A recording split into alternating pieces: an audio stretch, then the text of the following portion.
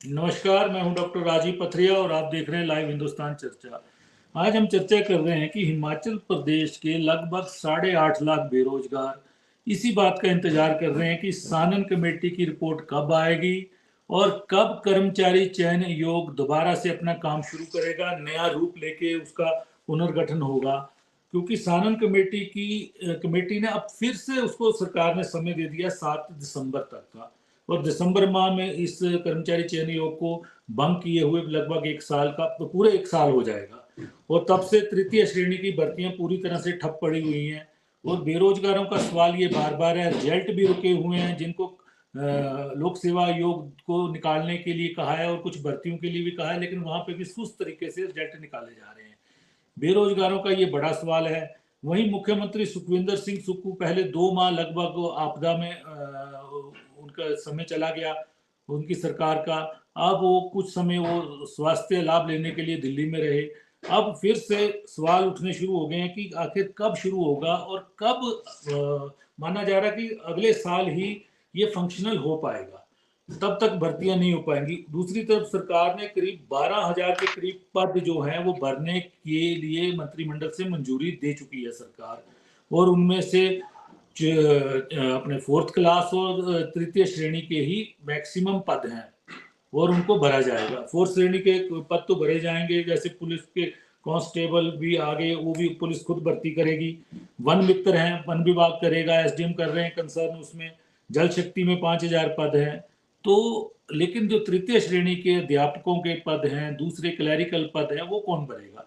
सवाल इस पे बड़ा उठ रहा है। बार बार ये कमेटी क्यों एक्सटेंशन मांग रही है, जबकि ये 2-3 माह का काम था, लेकिन लंबा समय इसने लगा दिया। आज हम इसी पे सवाल करने जा रहे हैं कि बेरोजगारों का इंतजार कितना लंबा होगा।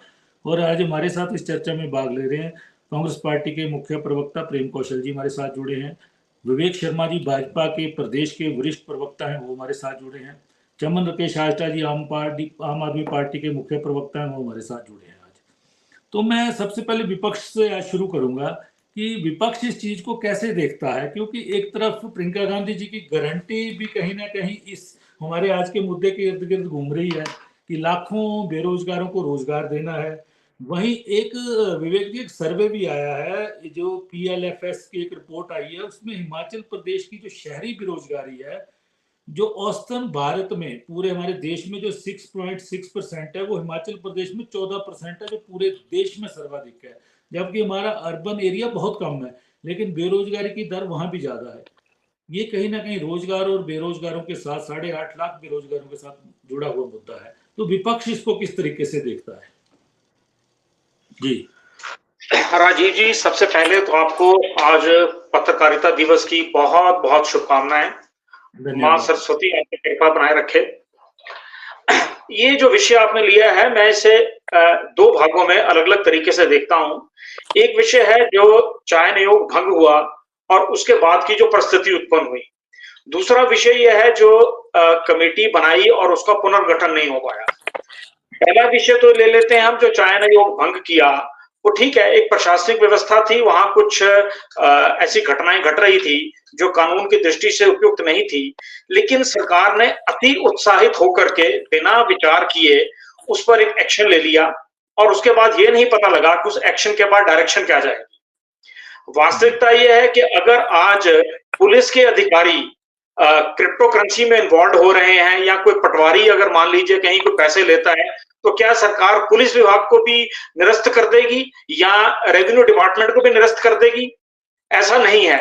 ये इसी तरीके से एक पूर्व ग्रहों से ग्रसित होकर के सरकार ने एक निर्णय लिया और निर्णय लेने के लगभग अब 1 साल समाप्त होने को आया।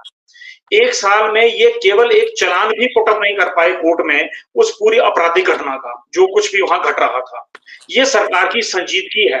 हालत इनकी है कि इनके पास वास्तविकता में विश्वसनीयता नहीं है, अपने लोगों पर विश्वास नहीं है, कार्य करने की पद्धति नहीं है। हम बार बार ये बात जिम्मेवारी से कहते हैं कि अनुभवहीन लोगों का ये एक दल है जो इस पूरी व्यवस्था को चला रहा है। 10 महीने का कार्यकाल निकल गया, लगभग 12 महीने होने वाले हैं, 11 महीने का कार्यकाल निकल गया। ये लोग 11 महीने में 3 मंत्री नहीं बना पाए, चयन आयोग का रूलिंग से ये कैसे बना पाएंगे? ये एक सबसे बड़ा जो विषय है, ये इनके सामने खड़ा है और सरकार को ये मालूम नहीं है हमें क्या करना है और क्या नहीं करना। ये एक अंधेरे में हाथ पैर मार के भटक रहे हैं। ये वास्तु स्थिति है। हालत ये है कि जो रोजगार युवाओं ने एग्जाम दिए थे, उनके रिजल्ट्स नहीं आए। जिनके रिजल्ट्स आएंगे वो जो एज पार्लियामेंट है वो एक्सीड कर जाएंगे, उसकी वजह से कुछ लोग आउट हो जाएंगे। मुख्यमंत्री जी का एक बयान आता है कि उन पर भी हम पुनर्विचार करेंगे, लेकिन ना उसके ऊपर इनकी कोई नियत है, ना नीति है, ना उस पर कोई इनका कोई अभी तक इन्होंने कोई स्पष्टीकरण दिया है। वो भी आउटराइटली उस पर बाहर हो जाएंगे। 5 लाख लोगों को रोजगार देने का इन्होंने वादा किया, प्रतिवर्ष 1 लाख। आज ये 20,000 पर आ गए। मजेदार बात यह है कि उन 20,000 का भी इनको मालूम नहीं है कि हमने उनको किस तरह से एडजस्ट करना है, कहाँ एडजस्ट करना है। इतनी कंफ्यूजन में ये गवर्नमेंट जो है ये चल रही है। आज स्थिति ये हो गई कि जैसा आपने अभी कहा कि 1500 की भर्ती कोई करेगा, 3000 की भर्ती कोई करेगा, 4000 की कोई भर्ती करेगा। इस तरह से ये अपने आप को एक अव्यवस्थित तरीके से सरकार चलाना चाहते हैं। अब प्रश्न ये आता है कि उसका जो सेकंड फेज है वो ये है कि रिपोर्ट क्यों नहीं आ रही, रिपोर्ट आने में विलंब क्यों है। इसका जो जानकारियां हमारे पास हैं, हो सकता है वो सही ना हो, लेकिन माननीय प्रेम कौशल जी यहाँ बैठे हैं, सरकार की तरफ से मुझे लगता है वो पक्ष रखेंगे और वो कंटेंट बेस्ड रखेंगे, विदाउट राइट लेफ्ट किए हुए, कि इसको बनने में और इसकी रिपोर्ट आने में और इसका दोबारा संचालन होने में 10 माह का कार्यकाल या 12 माह का कार्यकाल क्यों लग रहा है, इतना समय क्यों लग रहा है। क्या सरकार के पास कोई प्लानिंग नहीं है? क्योंकि मैं जिस अधिकारी को उन्होंने इस काम पे लगाया है, मैं उनकी योग्यता पर कोई शंका नहीं करता हूँ। He is a quite competent person, और उनकी क्या दिक्कतें आ रही होंगी उसका ये बताएंगे, अन्यथा हम तो बता ही देंगे, लेकिन उसके पीछे के क्या कारण है, क्यों नहीं आ पा रहा, सरकार आखिर चाहती क्या है? क्या कारण है विवेक जी? क्योंकि दीपक सानंद जी एक अच्छे अधिकारी रहे हैं और उन्होंने पहली रिपोर्ट को दी, लेकिन पहली रिपोर्ट को भी लेके सुनने में आया कि जो हिमाचल की ब्यूरोक्रेसी है वो कहीं ना कहीं उनसे सहमत नहीं है, यानी कि मुख्य सचिव और प्रधान सचिव कार्मिक उनसे कहीं ना कहीं सहमत नहीं है। और अब जो उनकी फाइनल रिपोर्ट है, इसलिए उनको समय लग रहा है, एक्सटेंशन दी गई है, और उन्होंने कहा है कि मैं नवंबर के अंत तक इस रिपोर्ट को दे दूंगा। तो ये क्या कारण है आपकी नजर में, क्या है आपके पास की, क्यों नहीं ये हो रहा है? मैं इसीलिए कहा कि इससे पहले हम कोई इल्जाम निर्धारित करें। मैं चाहता हूं प्रेम कौशल जी का इस पे वक्तव्य आ जाए, वो अपना सरकार का जो दृष्टिकोण है वो ज्यादा स्पष्टता से रखेंगे। हम तो शंकाएं उत्पन्न कर सकते हैं, हम उसके ऊपर प्रश्न चिन्ह लगा सकते हैं, लेकिन स्पष्टीकरण तो इनको देना है। ये आखिर इतना समय क्यों लग रहा है? और प्रश्न ब्यूरोक्रेसी का नहीं है, इसमें पॉलिटिशियंस का भी है। अतोता जो ये बनेगी वो चर्चा में तो कैबिनेट में जाएगी पहले, तो कैबिनेट में वो प्रस्ताव जा रहे हैं और वहां से टर्न डाउन हो रहे हैं, तो उसका कारण क्या है, ये तो ये बताएंगे ना जी।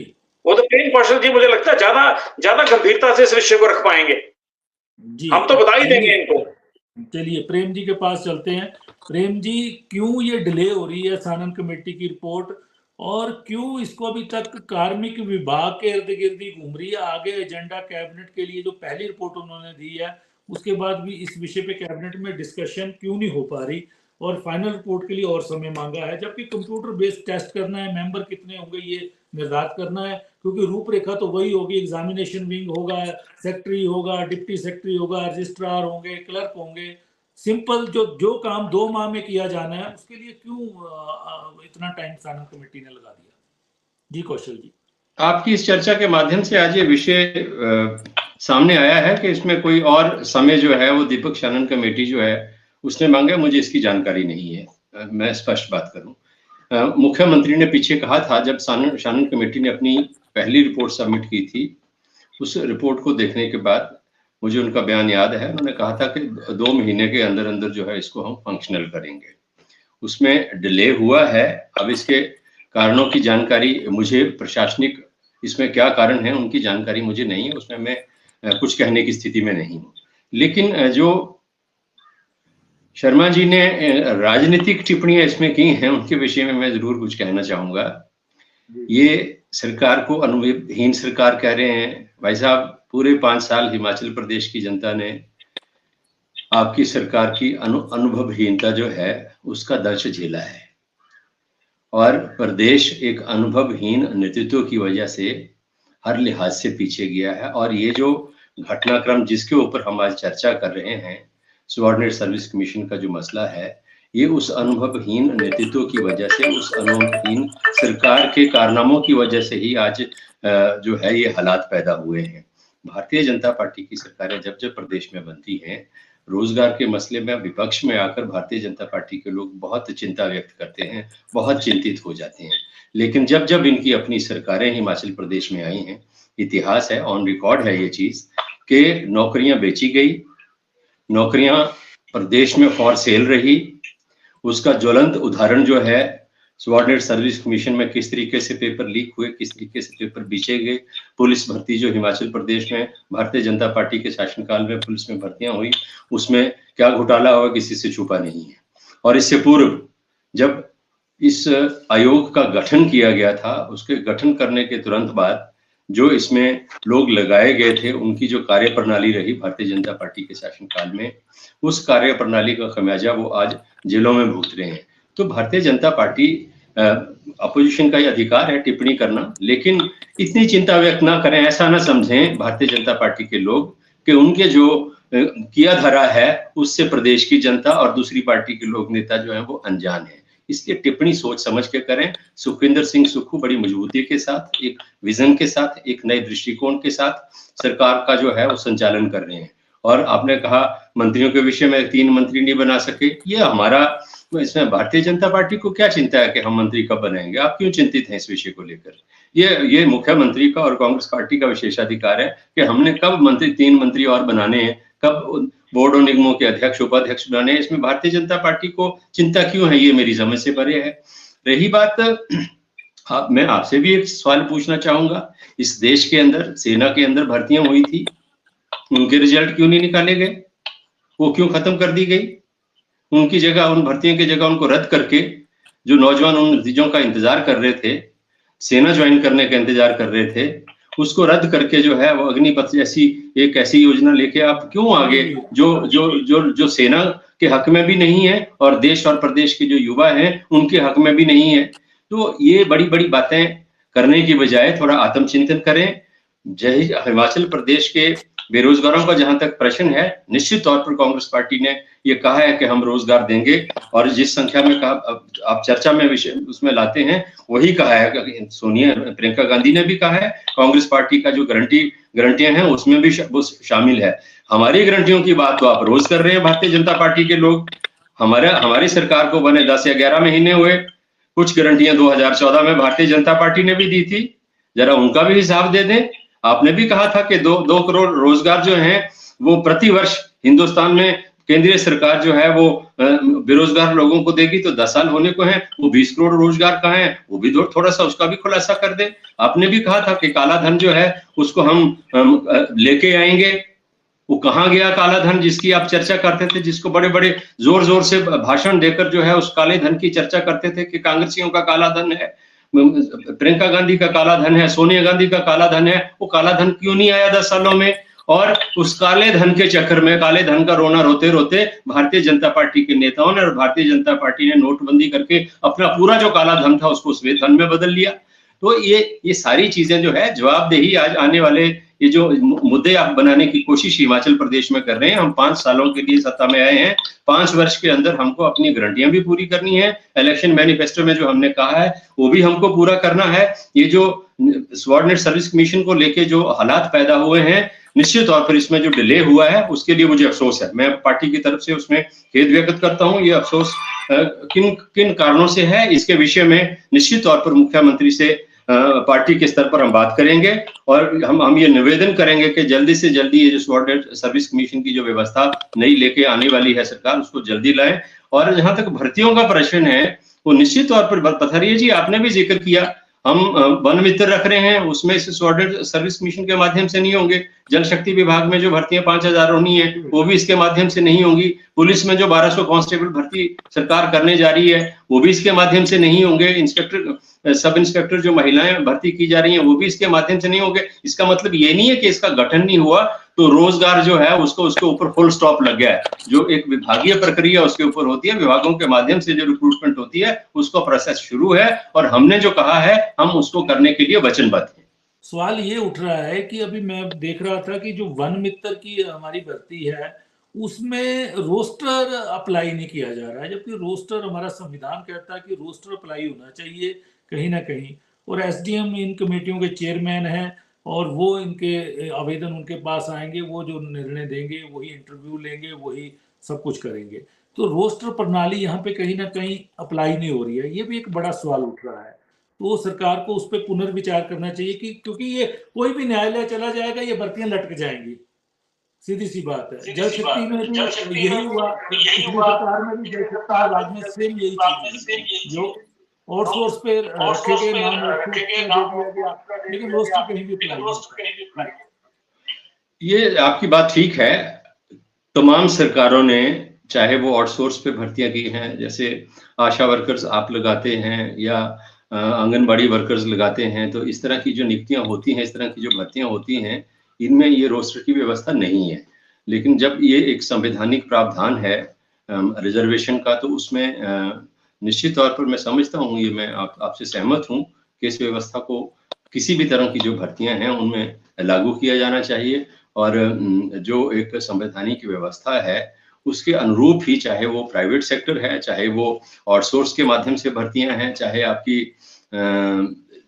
जैसे वन विभाग की आपने बात की, या भारतीय जनता पार्टी के समय में भी अलग अलग विभागों में कुछ भर्तियां ऐसी हुई हैं जिनमें इन चीजों का ध्यान नहीं रखा गया। तो मैं आपसे सहमत हूँ, ये रखा जाना चाहिए। आस्था जी, सवाल वहीं पे, इस पे पहले भी चर्चा हो चुकी है, लेकिन अब चर्चा इसलिए हमें करनी पड़ी कि एक्सटेंशन मांगी गई है, बार बार एक्सटेंशन हो रही है, चाहे ये दूसरी बार एक्सटेंशन दी जा रही है सानन कमेटी को। इनकी रिपोर्ट आने में अभी और समय लगेगा, और रिपोर्ट आएगी, रिपोर्ट को कार्मिक विभाग है हमारा जिसके अधीन ये चीजें हैं वो खंगालेगा, उसके बाद कहीं ना कहीं एजेंडा तैयार होगा, कैबिनेट में आएगा, फिर उसके बाद इसकी रूपरेखा तैयार होगी। मुझे लगता है कि इसमें भी 3-4 माह का समय और लग जाएगा। लेकिन बेरोजगारों के जो रिजल्ट निकालने का जिम्मा लोक सेवा आयोग को दिया है वो भी बड़ी धीमी गति से निकल रहा है। गपला भी पेपर लीक का बहुत बड़ा था, आए दिन आप समाचार पत्रों में पढ़ रहे होंगे कि उसकी कड़ी उससे जुड़ गई। अब वो पेपर लीक में ये भी शामिल था, इसने भी पैसे लिए थे, क्योंकि जो विजिलेंस जांच कर रही है वो लगातार क्रमबद्ध क्रम आगे बढ़ती जा रही है। तो बेरोजगार 8.5 लाख बेरोजगार सरकार की तरफ मुंह उठा के देख रहे हैं कि कब हमारे रिजल्ट निकलेंगे और कब नई भर्तियां शुरू होंगी, और तेजी से। और सरकार हर कैबिनेट में कुछ ना कुछ पदों को मंजूरी देती आ रही है, और तृतीय श्रेणी के पद बहुत ज्यादा रहते हैं, इनकी सबसे अधिक संख्या रहती है, क्लास 1 क्लास 2 की कम संख्या होती है। और लोक सेवा आयोग पेंडिंग रिजल्ट भी नहीं निकाल पा रहा, उसमें भी कोई तेजी नहीं है। तो ये सवाल बेरोजगारों के साथ जुड़ा है, तो सरकार को इस पे क्या करना चाहिए? टाइम बाउंड अगर कर देते उस कमेटी को तो आज ये दिन नहीं देखना पड़ता। जी डॉक्टर साहब, एक बार फिर से आपको और सभी पत्रकार बंधुओं को पत्रकार दिवस की बहुत बहुत शुभकामनाएं। और आप लोग यूं ही काम करते रहे, क्योंकि राजनीति के साथ साथ जो हिंदुस्तान का एक, जिसको खूबसूरत लोकतंत्र कहते हैं, तो उसमें आपके कंधों पर भी उतनी जिम्मेवारी है जितनी बाकी, चाहे वो ब्यूरोक्रेसी है, चाहे आप पॉलिटिकल एग्जीक्यूटिव हमारी है। तो देखिए, इस बात पे तो कोई दो राय नहीं है। मैं प्रेम कौशल जी को ये बात तो स्पष्ट कर दूं, प्रेम कौशल जी, ये इनऑर्डिनेट डिले है, ये होना नहीं चाहिए, बिल्कुल भी नहीं होना चाहिए था। क्योंकि मुझे बहुत ज्यादा रीजन इसमें दिखाई नहीं देते कि क्यों ये होना चाहिए था। देखिए, जो स्ट्रक्चर आपका है या हायरार्की है, उसमें कोई चेंजेस नहीं होने हैं। उसमें आपका जैसा पहले से फॉर्म्ड है कि मान लीजिए वहां पे अलग अलग विंग्स होंगे, चेयरमैन होंगे, रजिस्ट्रार होंगे, आपके पास ऑलरेडी उसमें वहां पे ऑफिसेज हैं। लेकिन सीरियसनेस देखिए, आप पे छींटे जरूर पड़ेंगे, भाजपा पे तो पूरी कालिक पुत चुकी है। वो इसलिए क्योंकि हम लोग ये मानने को तैयार नहीं है कि कोई पियोन या कोई क्लरिकल लेवल का आदमी इतने बड़े वहां पे घोटालों को बार बार जो है लीकेजीज को अंजाम दे रहा था।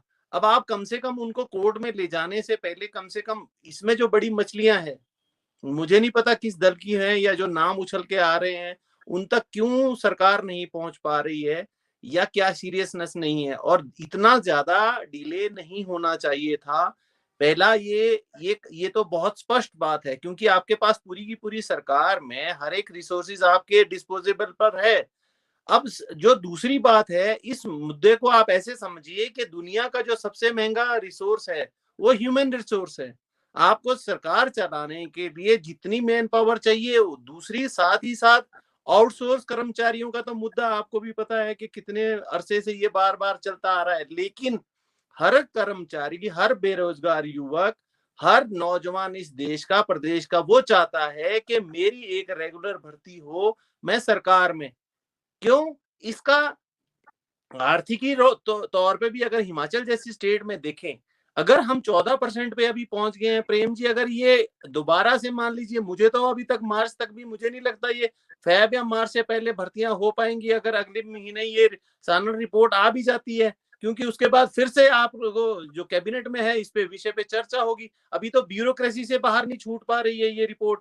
जब कैबिनेट में आएंगी तो उसमें भी तो ऑब्जेक्शंस होंगे, उसमें भी तो बहुत सारी हो सकता है सजेशंस हो सकता है एडिशंस और डिलीशंस होंगी। तो बजटरी प्रोविजन जब अगला बजट आपको फेब में फिर से करना है, उसमें इन संख्याओं के लिए जितनी भर्तियां होनी है, क्या फाइनेंशियल अप्रूवल्स हैं कि नहीं, या कुछ ऐसा तो नहीं है जो बाकी के भी आपके स्वास्थ्य से लेकर स्कूलों से लेकर के बहुत सारे ऐसे हैं जो अगले साल बजटरी उस पे लिए जाने हैं। तो आपके लिए तो अब जा करके ये बहुत ही सीरियस मैटर है। मेरे ख्याल से जितनी गारंटियां आपने दी है, मैं आपको शायद पहले भी बताया था, उसमें से जो सबसे प्राथमिकता जिस पे दी जानी चाहिए थी, इवन ओपीएस से भी पहले, वो ये थी जिसमें देखिए आईटी के सारे बच्चे खड़े हैं, और आपको पता है सारी की सारी जितनी गवर्नमेंट सर्विसेज हैं, मैक्सिमम जो सर्विसेज है वो आईटी एनेबल्ड है। वो बच्चे जब तक अंदर नहीं आएंगे, सरकार को अपना काम करवाने के लिए बहुत ही इस समय मेहनत करनी पड़ रही होगी और जूझ रही है सरकार। आप वहां पे भी आप देख लीजिए, पिछले जो ग्राउंड लेवल पे है, अभी ये दर बढ़ेगी क्यों, इसका भी एक दो रीजन आप समझ लीजिए कि क्यों बढ़ेगी। क्योंकि इनटेक जो होता है हर साल, देखिए आउट जो जितने बच्चे पास होकर के आ रहे हैं वो बेरोजगार की लाइन में खड़े होंगे, लेकिन भर्तियां भी नहीं हुई पिछले 1 वर्ष से, तो वो बैकलॉग क्लियर करने में आपको उतनी भर्तियां तो शायद अगले साल नहीं हो पाएंगी। तो ये आंकड़ा बढ़ेगा, और हम लोग बार बार कह रहे हैं अब आपको इस सेक्टर के साथ साथ से दूसरे सेक्टर्स भी खोलने पड़ेंगे, और जो आउटसोर्स कर्मचारी हैं बहुत सारे, अभी कुछ जो क्षेत्र हैं आपके, उसमें आपको रेगुलर भर्तियां करनी पड़ेंगी। हाँ, एक चिंता जो फिर से है कि चाहे वो भर्तियां बैकडोर भर्तियां हैं वो ना हो, क्योंकि बिना रोस्टर के जो भर्तियां हो रही है, अगर आप कॉन्स्टिट्यूशनली उसको देखें तो एक तरह से वो वैलिड नहीं है। जिसका जो मन कर रहा है वो जा करके वहां पे है। इसमें खास करके ईडब्ल्यूएस के जो कैंडिडेट्स हैं, इकोनॉमिकली जो वीक सेक्शन आता है हमारा, उनका एक जो अधिकार है वो छीना जा रहा है, चाहे वो एससी है एसटी है, उनके भी अधिकार पे वो मार पड़ रही है। तो इस चीज को प्लीज आप इंश्योर करिए, क्योंकि सरकार का ये सबसे एक बड़ा दायित्व ये है कि समाज में पिछड़ा वर्ग है, जो कमजोर वर्ग है, आर्थिक रूप पे जो पीछे है, उसको आगे लाना और उस समकक्ष खड़ा करना बाकी उस पे, ताकि वो परिवार भी मुख्य धारा से जुड़ सके। जी, मैं विवेक जी, सवाल प्रेम जी ने उठाया कि 5 साल तक कर्मचारी चयन आयोग में भ्रष्टाचार चलता रहा लगातार, और वहां सचिव को भी आपने 4 साल तक लगभग तैनात रखा आपकी सरकार ने, और आपकी सरकार के लगाए हुए चेयरमैन और मेंबर थे। क्या उनको जरा भनक नहीं लगी कि यहाँ इतने बड़े पैमाने पे पेपर लीक हो रहे हैं, नौकरियां बिक रही हैं? कहीं ना कहीं दोषी, कहीं ना कटघरे में भाजपा खड़ी हो जाती है। जब भी हम इस इशू को डिबेट करते हैं, भाजपा कटघरे में खड़ी हो जाती है। ठीक है, डिले हो रहा है, और डिले भी गलत है, क्योंकि ये जो चीजें थी 2, 4, 5 माह में, 6 माह में ये निपट जानी चाहिए थी, और इसका पुनर्गठन हो जाना चाहिए था सारा का सारा स्टाफ, क्योंकि वो पुराने स्टाफ को अब कंटिन्यू नहीं करना चाहते हैं, उनको दूसरे विभागों में भेजना चाहते हैं। इसके लिए कि चीफ एडमिनिस्ट्रेटिव ऑफिसर भी लगाया है, वो क्या कर रहा है, क्या करेगा आगे, क्योंकि इसमें सारा नया स्टाफ आएगा। मेंबर, चेयरमैन होगा, 3-4 मेंबर होंगे, 5 मेंबर होंगे, यही होगा। लेकिन भर्ती की प्रक्रिया फुल प्रूफ कैसे हो, पेपर लीक ना हो, क्योंकि कंप्यूटर बेस्ड आप इसको करने जा रहे हैं। वो लंबा समय कांग्रेस ले रही है, ये भी गलत है, लेकिन दोषी कहीं ना कहीं भाजपा सरकार है। आज ये भंग हुआ है, भंग इस कारण करना पड़ा कि भाजपा ने ध्यान नहीं दिया उस समय। जी विवेक जी। प्रेम कौशल जी ने कहा कि वहां बड़े लंबे समय से घोटाले हो रहे थे। अब वो घोटाले 4 साल से हो रहे थे, 5 साल से हो रहे थे, कि 10 साल से हो रहे थे? ये विषय की कंप्लीशन तब जाकर होगी जब ये चलान पुटअप करेंगे। हमने पहले सवाल उठाया कि चालान क्यों नहीं पुटअप हो रहा ना, 1 साल होने के लिए आया है, आखिर ऐसी क्या इन्वेस्टिगेशन कंटिन्यू हुआ है, इन्वेस्टिगेशन कंटिन्यू है, इन्वेस्टिगेशन की नई कड़ी टूट रही है। देखिए इन्वेस्टिगेशन समाचार पत्रों में let me to complete now, चालान पुटअप नहीं हो पा रहा, और अगर कुछ ऐसा लगता है तो there is an provision with in the court, they can produce an additional challan also, there is no problem. ये बेसिकली उसको कंप्लीट करना नहीं चाहते क्योंकि इसमें ये खुद बहुत हद तक इन्वॉल्व हैं। सबसे बड़ी समस्या यह है, कांग्रेस खुद भ्रष्टाचार की जननी है। दूसरा, जब प्रश्न आता है, इनसे पूछा गया तो इन्होंने कहा कि मैं इसमें खेद प्रकट करता हूं। भी आप सरकार में बैठ के खेद प्रकट करने के लिए आए हैं? आपको अगर विषय की जानकारी नहीं है, सरकार आपको अपडेट नहीं कर रही है, तो आप खेद प्रकट करके आपको लगता है आपकी जिम्मेवारी कंसर्न हो जाएगी। तीसरा प्रश्न उन्होंने उठाया कि मंत्री बनाना या ना बनाना हमारा विशेषाधिकार है। मैं माननीय प्रेम कौशल जी के ध्यान में डाल दूं, ये आपका विशेषाधिकार नहीं है, ये प्रदेश के प्रति आपकी जिम्मेवारी है। जिस जिम्मेवारी से आप भाग रहे हैं ताकि 4 पढ़े लिखे लोग भी उसमें आ जाएं और आपका मार्गदर्शन कर रहे हैं। आज की डेट में जिस तरह का स्टफ आपके मंत्रिमंडल में और सीपीएस के नाते आपने खड़ा किया हुआ है, वो प्रदेश के हित में नहीं है। और आप को लोकतंत्र द्वारा चुने हुए लोग हैं, आप अपनी जिम्मेवारियों से भाग नहीं सकते। आपको रजवाड़ा शाही में विश्वास नहीं करते। मैं ये आपको इनको स्पष्ट कर दूं। और रहा प्रश्न अब इस बात का कि अब तक जो शानन कमेटी की बात ये कर रहे हैं जिसकी इनको जानकारी नहीं है, मैं इनको जानकारी दे देता हूं। ये रिपोर्ट 3 से 4 बार उन्होंने प्रोड्यूस की, 4 बार इन्होंने टर्न डाउन की। अब समस्या क्या है इस रिपोर्ट में? ये रिपोर्ट जो बनेगी, ये भाग 14 के संविधान के भाग 14 के अंतर्गत जो अनुच्छेद 315 से 323 के मध्य ये रिपोर्ट बनेगी। अब इस रिपोर्ट में जो पब्लिक सर्विस कमीशन या स्टेट सर्विस कमीशन के जो नॉर्म्स हैं उसके आधार पर ही ये आगे चलेगी। और ये प्रिस्क्राइब्ड है, ये अब के नहीं है, ये 1926 के प्रिस्क्राइब्ड नॉर्म्स हैं। उन्हीं नॉर्म्स के आधार पर चलेगी। ये जैसे इन्होंने यूनिवर्सिटीज के मामले को लेकर के हस्तक्षेप किया, उसका राजनीतिकरण करने के प्रयास की, उसी प्रकार से उसका भी कर रहे हैं। ठीक है, ये अब उसका सर्विस सिलेक्शन बोर्ड ना रखकर ये उसका नाम परिवर्तित करना चाह रहे हैं। Whatever so, ABCD to XYZ नाम परिवर्तन कर सकते हैं, लेकिन the nature of the business change नहीं कर सकते। वहां पर जो संस्था बनेगी, वहां जो लोग बैठेंगे, वो लोगों को रोजगार देंगे और वो प्रदेश के प्रति उत्तरदायी कर्मचारी होंगे। उनका नेचर ऑफ बिजनेस ये चेंज नहीं कर सकते, लेकिन उसमें ये कॉन्स्टिट्यूशनल अमेंडमेंट कराना चाहते हैं जो संभव नहीं है। इसलिए बार बार रिपोर्ट आ रही है, बार बार जा रही है, बार बार आ रही है, बार बार जा रही है। कारण ये है कि ये उसमें वो चाहते हैं, ये उसमें they need the right left way कि अपने लोगों को हम out of the way backdoor entries करा करके किस प्रकार से एंटरटेन कर सकें। वो हो नहीं पाएगा, क्योंकि अगर ये करेंगे तो मामला कोर्ट में चला जाएगा, वो फिर विचाराधीन हो जाएगा। अब जो अधिकारी इसको बनाएगा वो एक कॉन्स्टिट्यूशनल प्रोविजन के अंडर ही उसको डेवलप करके लाएगा, वो इनकी इच्छा से नहीं बना सकता। तभी हम बार बार कहते हैं कि ये अनाड़ियों का दल है। ये बेसिकली इनको समझ नहीं आ रहा कि कॉन्स्टिट्यूशनल वर्किंग क्या होती है। अब उसका जो बिजनेस है वो तो वही रहेगा जो है, उसने एम्प्लॉयमेंट जनरेट करनी है, लोग आएंगे, पेपर देंगे। हाँ, पेपर लीक ना हो, उसका रिजल्ट प्रॉपर निकले, टाइमली आए, ये प्रावधान करने पड़ेंगे। लेकिन ये संभव नहीं हो पाएगा कि आप अपनी मर्जी से ही आप अमेंडमेंट कर लें। वो तो कॉन्स्टिट्यूशनल अमेंडमेंट है, वो तो कोर्ट में चला जाएगा मामला। अभी आपने कहा कि अगर आउटडोर भर्तियां होंगी, आउट ऑफ द वे भर्तियां होंगी, तो लोग जाएंगे न्यायालय में, वहां से स्टे ऑर्डर्स आ जाएंगे, मामला फिर अटक जाएगा। फिर ये कहेंगे हम तो भर्ती करना चाहते हैं जी, लोग न्यायालय चले जाते हैं। ये तरीका नहीं है।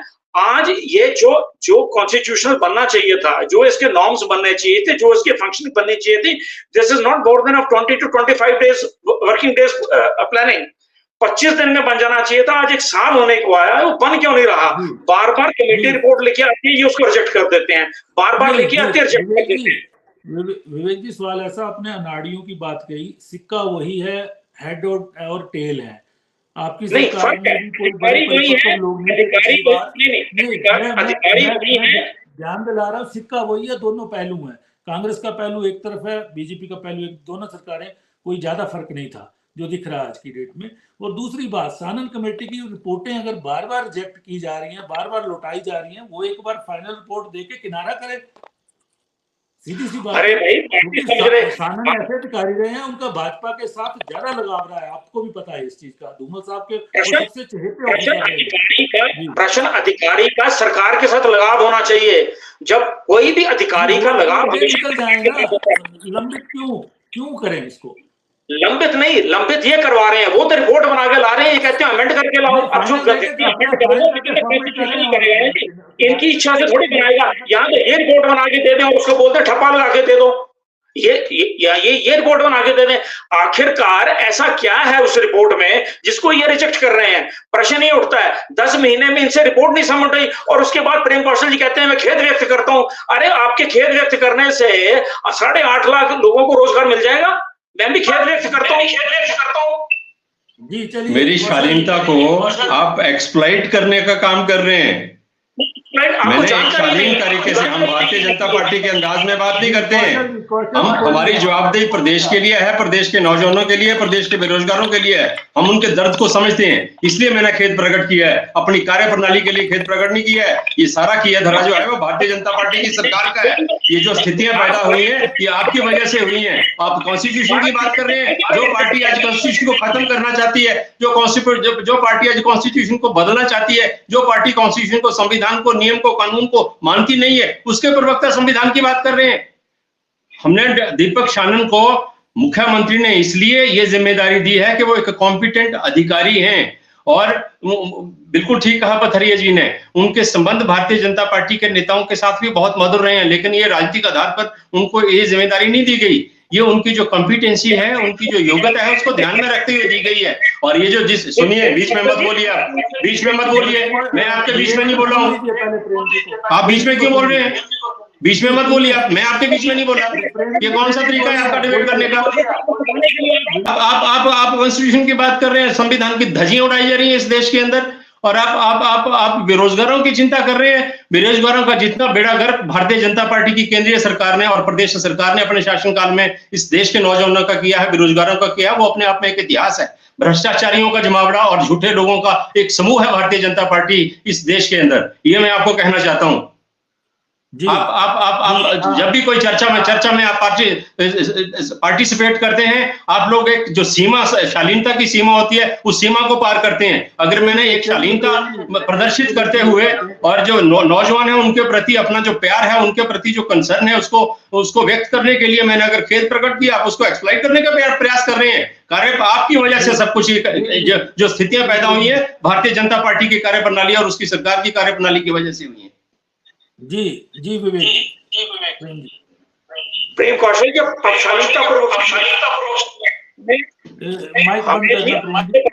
नहीं चाहिए, हमें आपसे प्रमाण पत्र नहीं चाहिए कि हम क्या कर रहे हैं, हम क्या नहीं कर रहे हैं।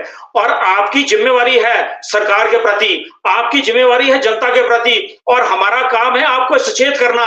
और आप आने से पहले तैयारी नहीं करके आते, इसलिए आपको खेद व्यक्त करने पड़ते हैं। आपको पता होना चाहिए कि 10 महीने में शानन कमेटी की रिपोर्ट या what ever so any ABCD की रिपोर्ट अब तक एप्लीकेबल क्यों नहीं हुई? आप इसका जवाब दीजिए, इस बात का, क्यों नहीं एप्लीकेबल हुई?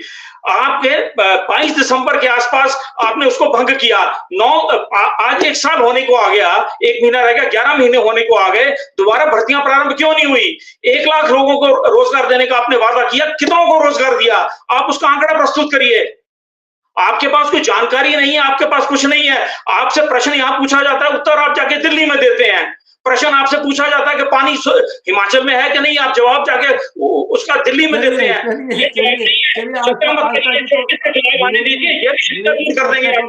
आस्था जी कुछ बोलना चाह रहे हैं, समय बहुत हो रहा है।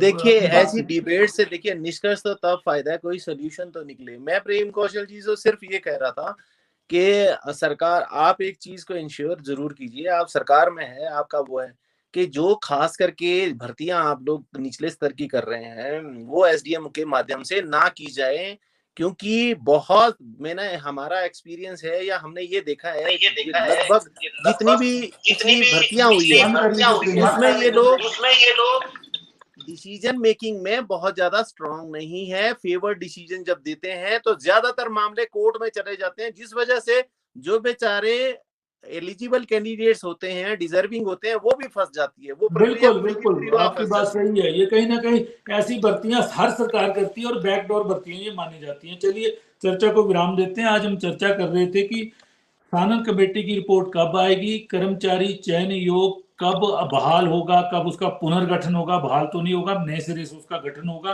और हमीरपुर में ही होगा, ये कैबिनेट तय कर चुकी है। भवन है, इमारत है, सब कुछ है, मेंबर लगाने हैं, चेयरमैन लगाने हैं, और वहां जो पुराना स्टाफ है उसको बदलना है, ये मुख्य लक्ष्य है। और परीक्षाएं करानी है कंप्यूटर बेस्ड टेस्ट से। और आज चर्चा में उभर कर आया कि शानन कमेटी ने जब जब भी अपनी रिपोर्ट दी है उसको लौटाया गया है। भाजपा प्रवक्ता ने बहुत बड़ा सवाल खड़ा किया है कि सरकार अपनी इच्छा की रिपोर्ट चाह रही है, लेकिन सानन जी को किसने बांधा है? वो अपनी रिपोर्ट सबमिट करें एक बार और मीडिया के बीच में कहें कि मैंने अपनी रिपोर्ट दे दी और अब सरकार जाने सरकार ने क्या करना है। क्योंकि बेरोजगारों को लंबा ना खींचा जाए, क्योंकि बहुत से रिजल्ट पेंडिंग है, बहुत सी भर्तियां, हजारों पदों की भर्तियां, ये बैकलॉग बढ़ता जाएगा। तो आज हम इसी विषय पे चर्चा कर रहे थे, आप सबने चर्चा में भाग लिया, मैं सबका धन्यवाद करता हूँ।